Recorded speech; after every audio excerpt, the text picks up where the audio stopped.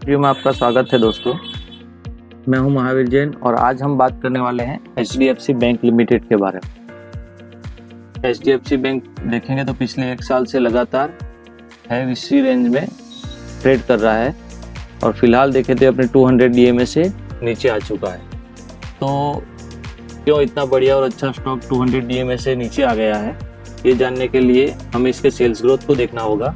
इसके लिए हम इसके सेल्स ग्रोथ को यहाँ पर देखेंगे तो हमको यहाँ पर मालूम चलेगा कि पिछले 10 साल का जो सेल्स ग्रोथ है वो 20% के हिसाब से एवरेज प्लस हुआ है। पिछले 5 साल का 15%, पिछले 3 साल का 15% और टिल टू मंथ पिछले 1 साल का ओनली 4% के हिसाब से सेल्स ग्रोथ प्लस हुआ है। यानी ऐसे देखने जाए तो सेल्स तो बढ़ रहा है लेकिन सेल्स का जो ग्रोथ है वो नहीं बढ़ रहा है।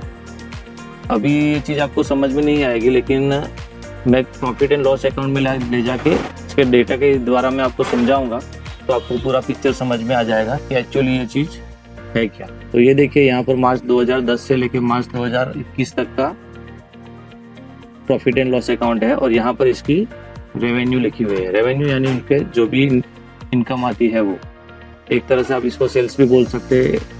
तो इसी के ऊपर पूरी बैंक डिपेंड करती है। तो 2010 में देखेंगे तो 16,233 करोड़, मार्च 2011 में 20,043 करोड़, मार्च 2012 में 28,193 करोड़। ये एक साल का रेवेन्यू का डेटा हमको यहाँ पर देखने को मिल रहा है। अभी इसी डेटा को मैं एक्सेल शीट पे ले जाके समझाऊंगा तो आपको समझ में आ जाएगा कि एक्चुअली पिक्चर है क्या। तो इसके लिए हम एक्सेल में जाएंगे और यहाँ पर मैंने इसका ये जो डेटा है वो कॉपी करके रखा हुआ है।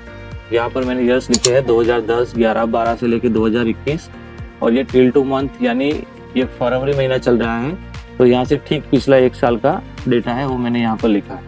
यहाँ पर जो सेल्स है यानी कि जो रेवेन्यू, अब हमें ये चेक करना है कि हर साल रेवेन्यू कितनी बड़ी है। तो यहाँ पर मैंने एक कॉलम बना के रखी हुई है सेल्स ग्रोथ इन करोड़। ये सारे जो हमें फिगर है वो करोड़ में मिले हैं। तो 2011 में कितना इंक्रीज हुआ है सेल्स, जो रेवेन्यू है कितनी इंक्रीज हुई है वो देखेंगे। तो यहाँ पर मैं फॉर्मूला लगा दूंगा।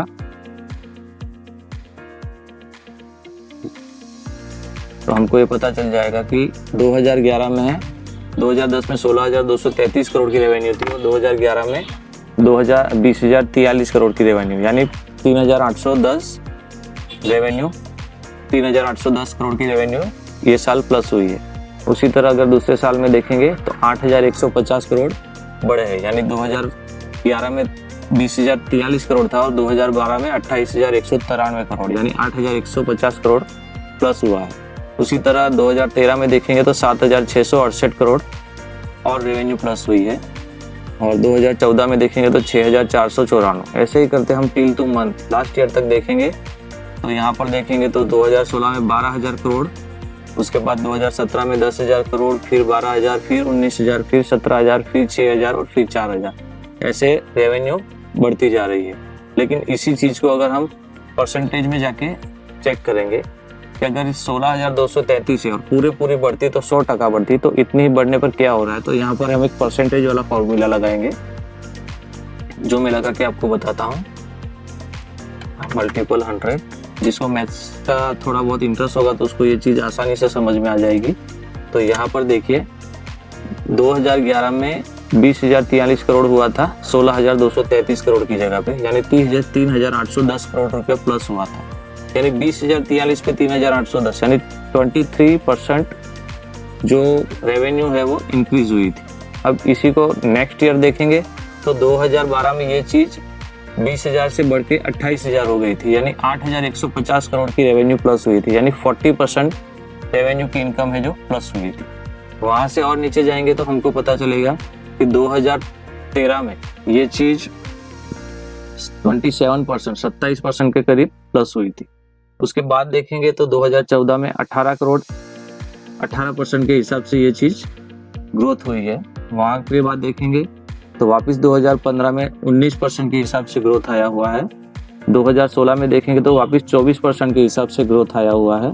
2017 में देखेंगे तो 16% के हिसाब से ग्रोथ है और 2018 में 16% के हिसाब से ग्रोथ है और 2019 में 23% के हिसाब से ग्रोथ है और 2020 में देखेंगे तो 16% के हिसाब से ग्रोथ। अब 2011 से लेकर 2020 तक हम देखेंगे तो हमेशा देखें तो कम से कम भी 16% तो कम से कम ग्रोथ बता रही है और हाई में 40% तक का ग्रोथ दिखा रहा है।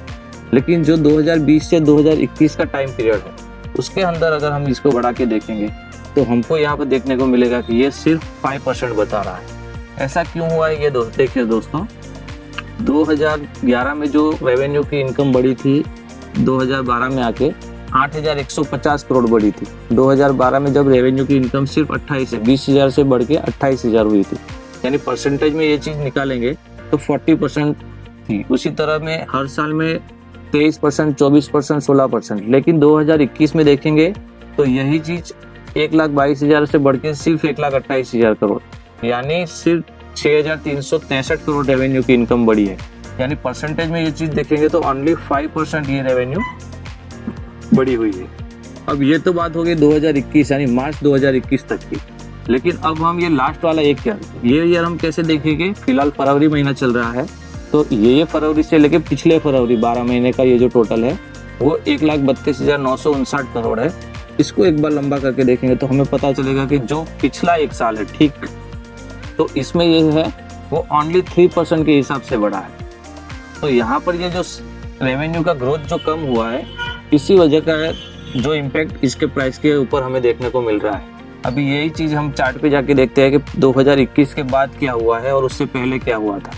तो इसके लिए हम वापस चार्ट पे जाएंगे और यहाँ पर जाके अगर हम देखेंगे तो हमको पता चल जाएगा कि ये हम चार्ट में जाएंगे और लॉन्ग टर्म का चार्ट देखेंगे तो पिछले 3 से 5 साल में देखेंगे तो यहाँ से लेके मैक्सिमम चार्ट करेंगे 2010 से लेकर, ये देखिए यहाँ पर देखिए 2010 से लेके अगर 2020 तक देखेंगे तो यहाँ पर कंटिन्यू ग्रोथ दिख रहा है। लेकिन पिछले एक साल में अगर हम देखेंगे तो ये पिछला एक साल का है तो ठीक एक साल पहले 1606 का रेट चल रहा था और वहां से लेके अभी तक ये उसी प्राइस रेंज में स्टॉक चल रहा है और फिलहाल ये अपने 200 DMA से नीचे भी आ चुका है।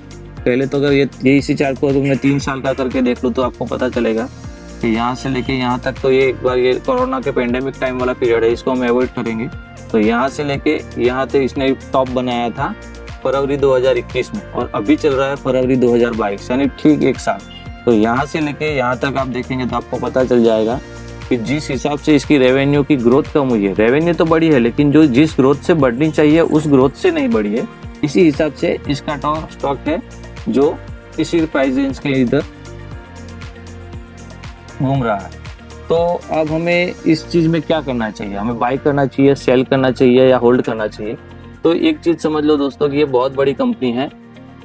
ऐसे पेंडेमिक के टाइम में और इस टाइम में इसका सेल्स ग्रोथ कम है तो ये एक हमारे लिए बाइंग अपॉर्चुनिटी होगी। किस टाइम के लिए, अगर हम लॉन्ग टर्म के लिए इसको इन्वेस्ट करना चाहते हैं तो ये राइट टाइम है। यहाँ पर अगर हम 200 DMA के नीचे अगर हर क्वार्टरली या हर मंथली इसके अंदर SIP के जरिए इन्वेस्ट करते जाएंगे तो यहाँ से ऐसा नहीं कि ये स्टॉक और नीचे नहीं आएगा। हम इसीलिए तो SIP करेंगे। अगर हर मंथ अगले 1 साल, 1.5 साल या 2 साल के लिए भी अगर इसका सेल्स इसी रेंज में रहा तो हमें यहाँ से लेके और नीचे तक इसी प्राइस पे बाइंग करने का मौका मिलेगा। और समझ लो यहाँ से लेके हमने 1500 के से लेके ये और 1400 और 1200 तक भी आ गया तो वहाँ तक हम SIP के जरिए अगले 1 साल तक हर महीने या हर क्वार्टरली इसके अंदर इन्वेस्ट करते जाएंगे तो हमें हर प्राइस पे मौका मिलेगा अपना पैसा लगाने का। और ये ऐसी कोई छोटी मोटी कंपनी नहीं है कि जो डूब जाएगी।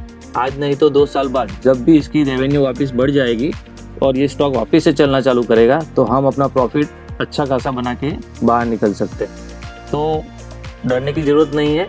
लॉन्ग टर्म इन्वेस्टमेंट के लिए फ़िलहाल ये स्टॉक बहुत अच्छा है।